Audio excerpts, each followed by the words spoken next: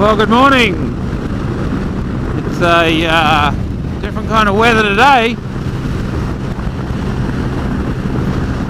Very different weather today than we've had over the last week, and I think this signals the end of the good weather that we've had in Tasmania. So it's a real shame. Well, that's the way it goes.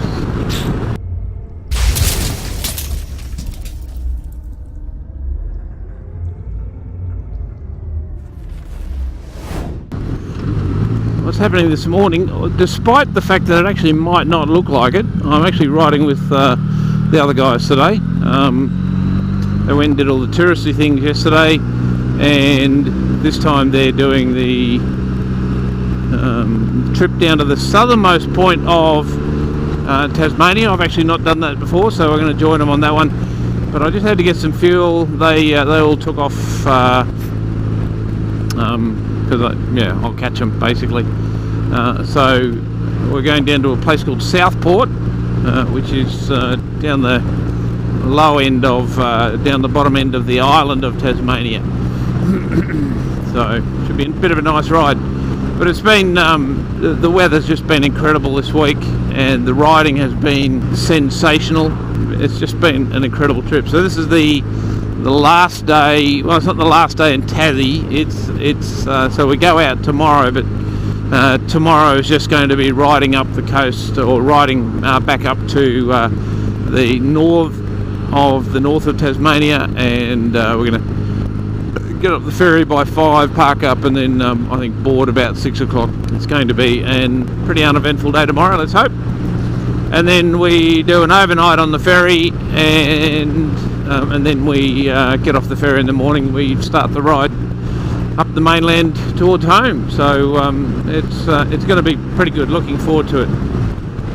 Particularly the first of the or day one. So that'll be Monday. So it's Saturday today. So Sunday night on the ferry, and then Monday is actually going to be a ride up through Meta. And I just got to make sure I got all my cameras in great condition for that, because that's another of the iconic roads down on the east coast of Australia. So it should be pretty interesting. So obviously the other thing is the weather. So the only thing I've taken out of my pack is my wets. So I've got my wets with me. I've got them strapped to the back of the bike. I don't want to lose this set.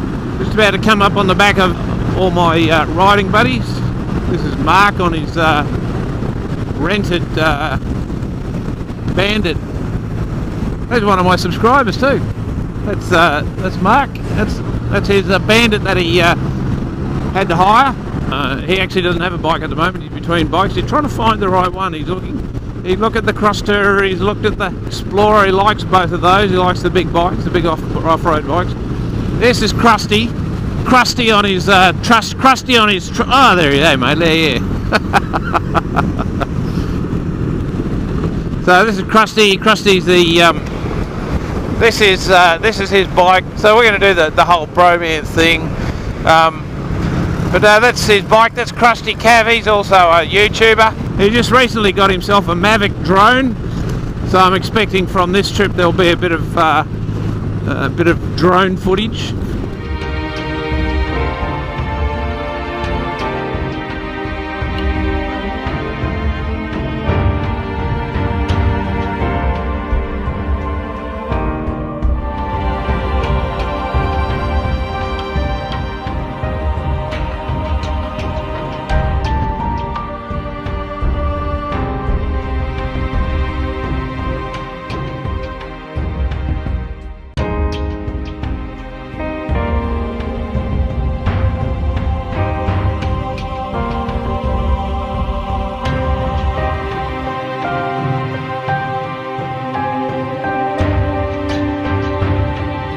Krusty does really well.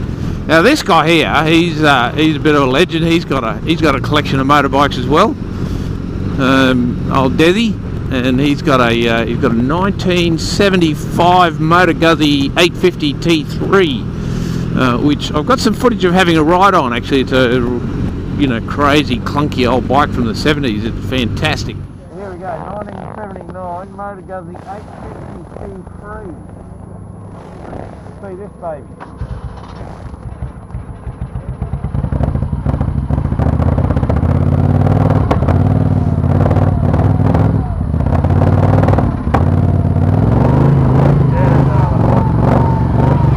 Starts up one spot at a time. Starts one down, four up. Yeah. Righto.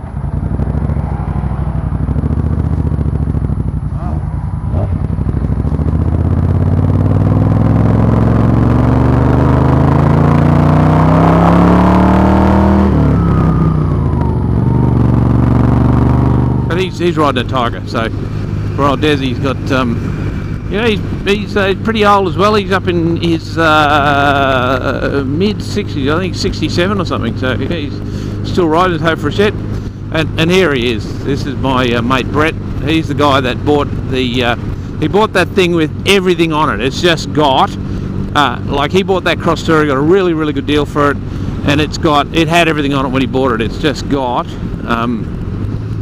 yeah, like just everything you can put on a motorbike, he's got it, and but he bought it like that. It was a really, really good deal, good way to buy a bike. So he's it's a beautiful big cross tour as well, that one. So that's just beautiful. Hey mate, how's things? Beautiful big cross tour. Look at that. I love your bike. Look at that. Just I don't know what it is. And up here is my mate Richard and his daughter. So he's brought his daughter on tour, which is cool. She's a rider as well, but wanted to come for a trip around Tassie, but didn't want to ride it, so she came with her dad. So he's got the Blackbird, the Blackbird, the CBR 1100XX. Say hello to the camera. So I've got some footage of having a ride on that bike as well. I'll slot in here.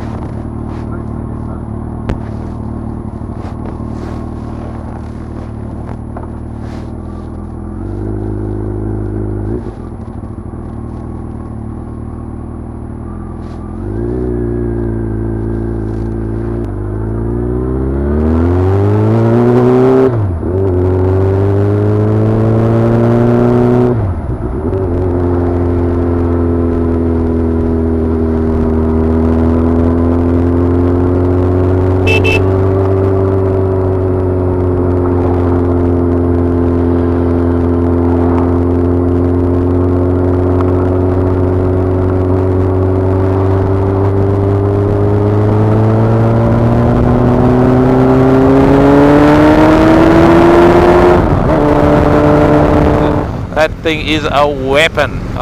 Just an incredible inline 4 powerhouse machine. It's fantastic. And up ahead of him is our resident leprechaun. He's on it's a street 1000cc Triumph. I don't know, they're a street or a speed. I'm not sure it's speed triple or street triple, but he's our resident guide, Tasmanian, well versed on the roads of Tasmania. So he's been out. He's been the tour guide for everybody while I've been riding and catching up. So he's been showing them some of the key roads around here, and they're just beautiful roads. So it is a very pretty little place. Huonville. If you've not been to Huonville before, go to Huonville. Pretty amazing. So let me just talk a little bit about. Oh, I know you don't care. I can tell you about Huonville if you like. You want to know about Huonville?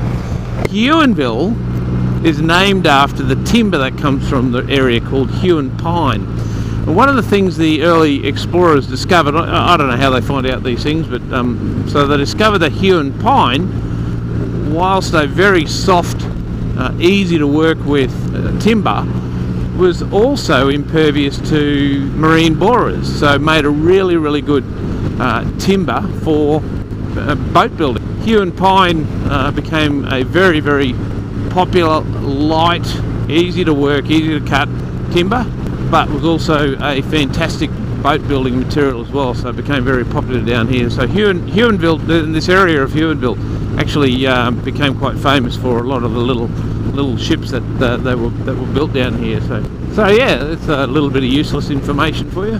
Huon pine, go Google that. Huon. And look, you know, I accept no responsibility for the accuracy of the words that I use.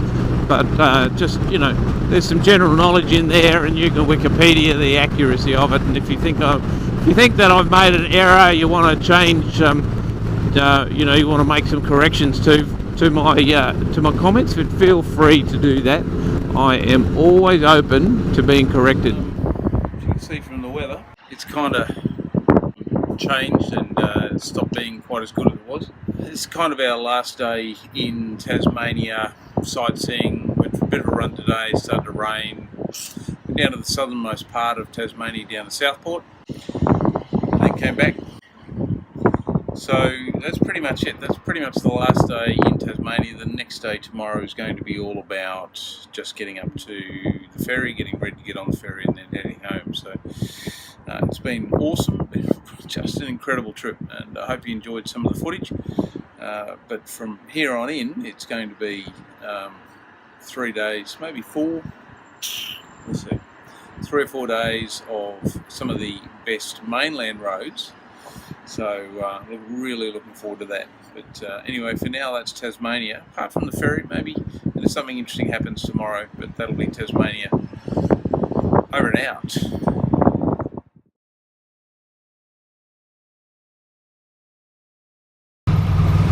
All right, start of the last day in Tasmania.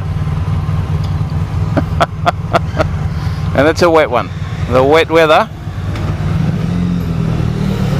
is here. The good weather is gone. So we've got about a 3-hour ride, 2.5, 3-hour ride to get to Devonport. The ferry is this evening. I'm probably not going to do too much videoing today because it is so wet, but this is us leaving Hobart, full wet weather mode. I'm glad I stopped and bought those wets in Dubbo. Not raining hard, but the roads will be wet most of the way, so that's going to dampen the spirits a little. You know I'm not coming with you, right? Hey? You know I'm not coming with you? Yeah. Righto. So I'm going to go a different way. These guys are going to go have breakfast. I already had breakfast this morning. We're all on the ship together tonight. I will see them there. So I've been going for about, I don't know, 10-15 minutes, and the cloud looks like it's starting to lift already, which is good. We'll just be taking it easy. It's not pelting down. I mean, it's just sea, just light rain, and then just enough to keep the road wet. So I've got the balaclava on now because it started to cool down quite a bit, so it might sound a bit muffled. My apologies. So to reach that point where I'm kind of looking at the weather going, I probably don't need these wets on anymore.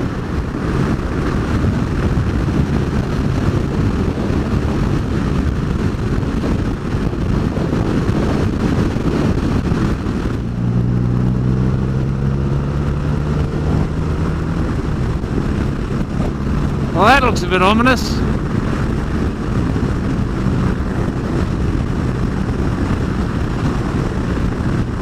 But I don't think we'll be going up over that, so we should be okay. So it's not too slippery.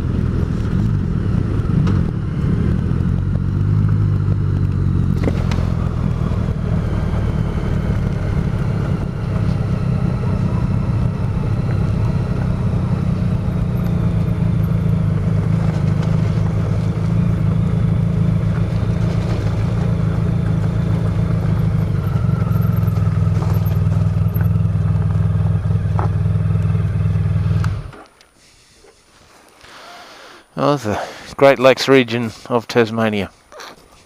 Tide's out, obviously.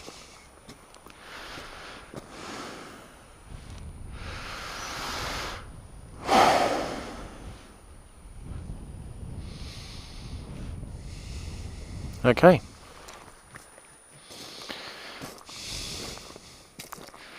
Girls going good.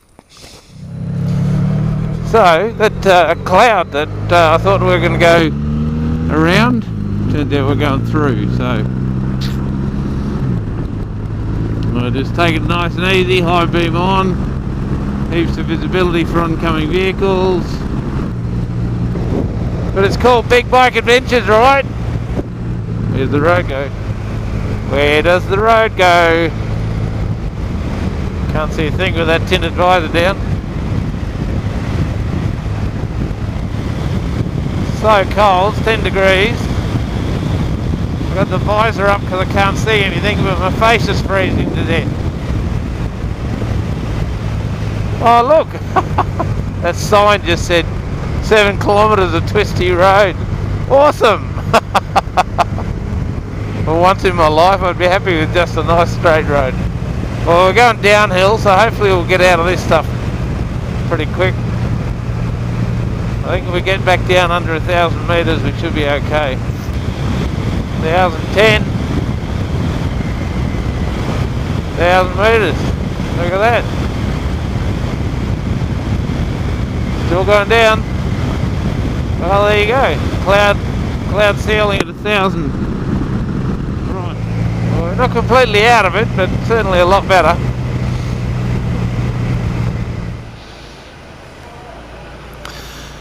So this is the biosecurity section, customs, immigration, I suppose, if you like.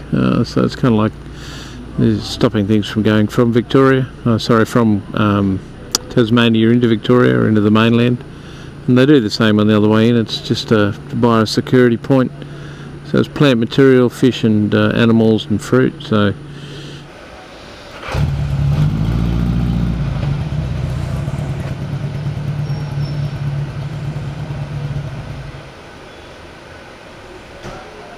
I'll keep the camera on while we go through the inspection point.